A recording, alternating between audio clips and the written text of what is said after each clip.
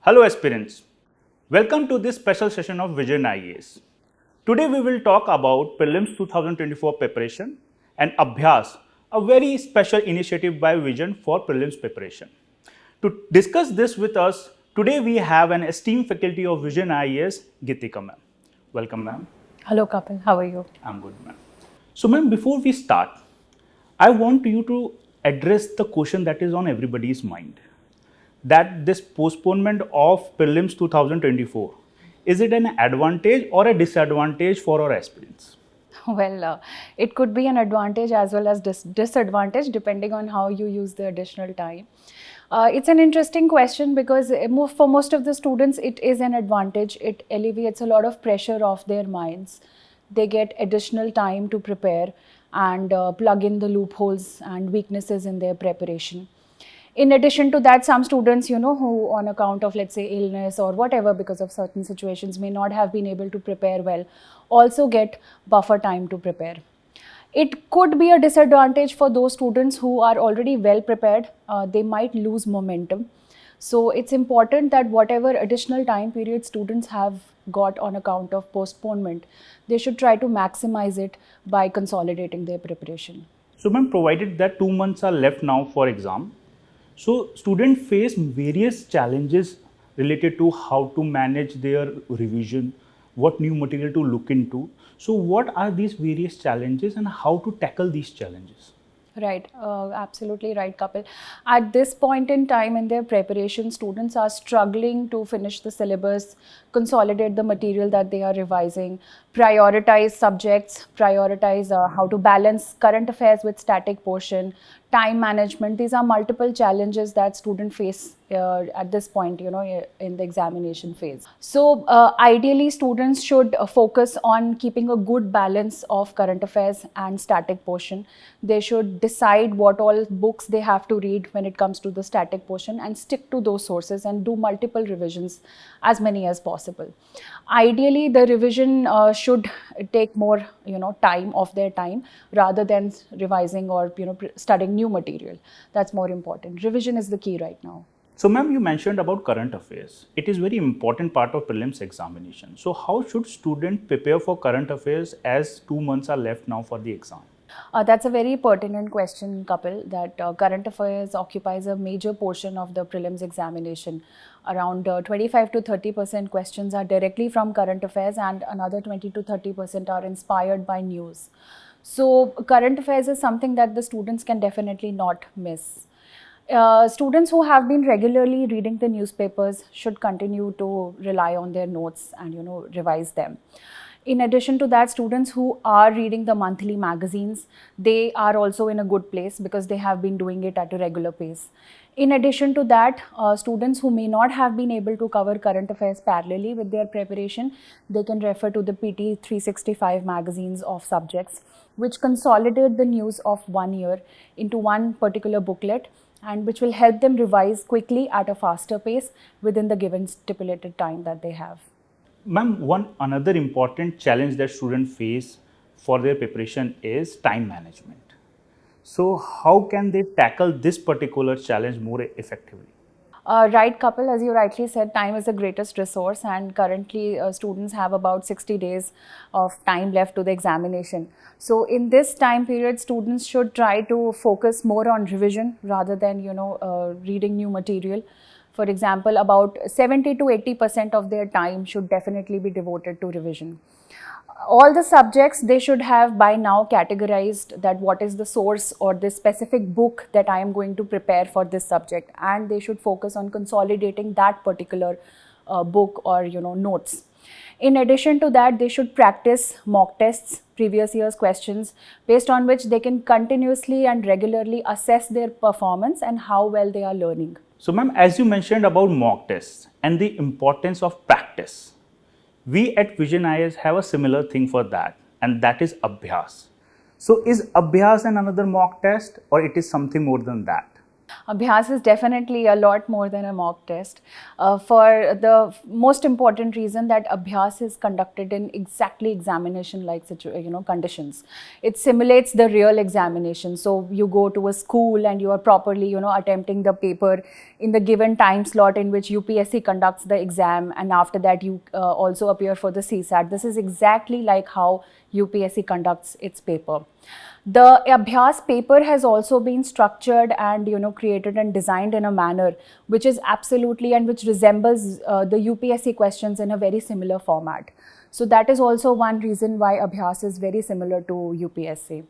In addition to that, Abhyas also gives an opportunity to the student to prepare, to assess their preparation, how well they have understood the syllabus, they have prepared all aspects of the examination, everything, all that is covered in Abhyas because of its comprehensive coverage.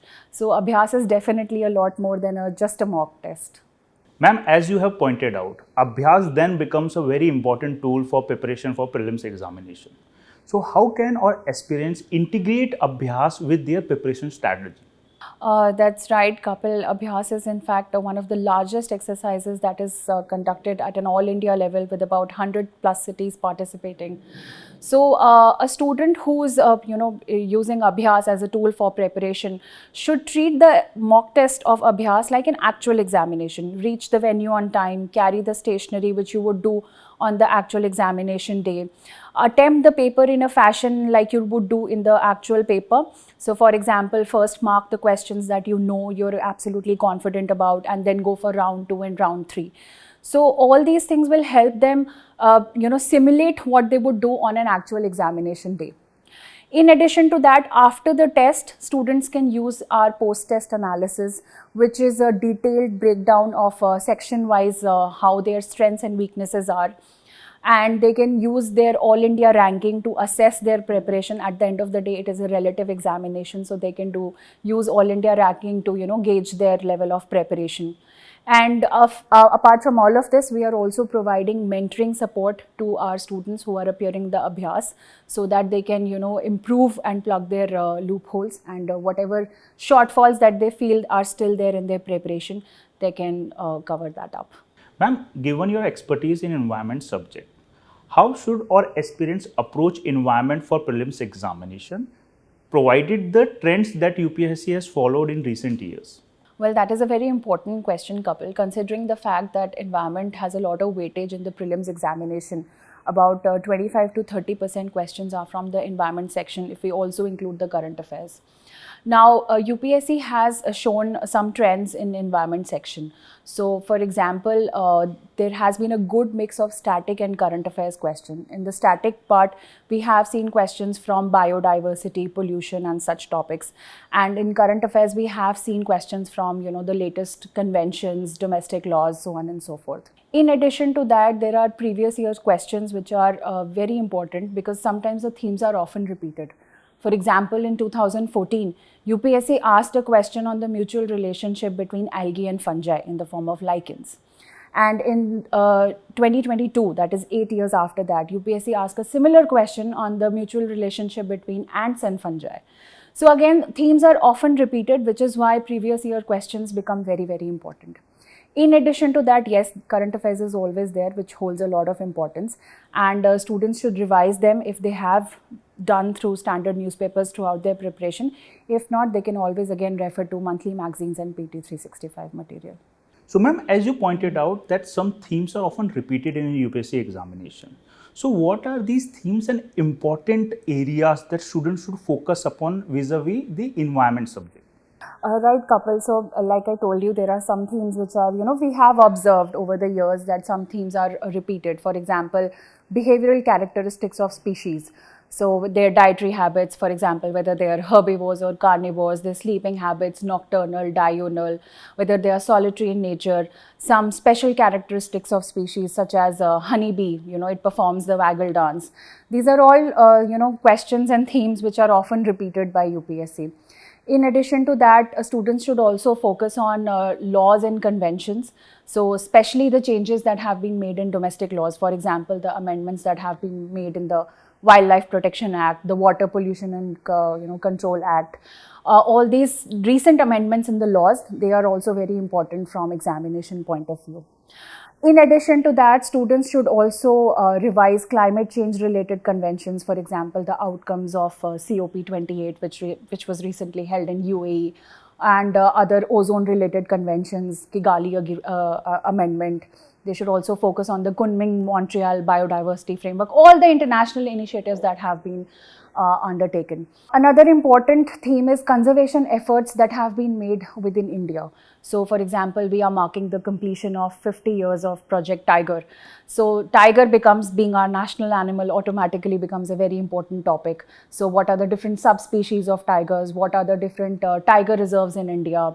Which is the largest? So, for example, UPSC did ask a question on the largest critical tiger habitat. So all these are themes, these are high potential, questions. Of course, it's difficult. I wish I had a crystal ball to predict the questions. But yeah, these are themes which can be, expected in the examination. So ma'am, as we discussed, only 2 months are left and our aspirants will be preparing rigorously in this particular time period. This may also have a toll on their mental health. So how can our aspirants manage their stress and anxiety during this particular period?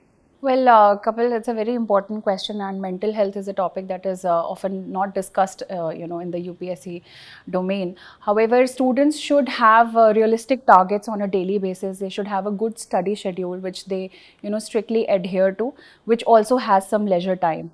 In addition to that, look, preparation is the key.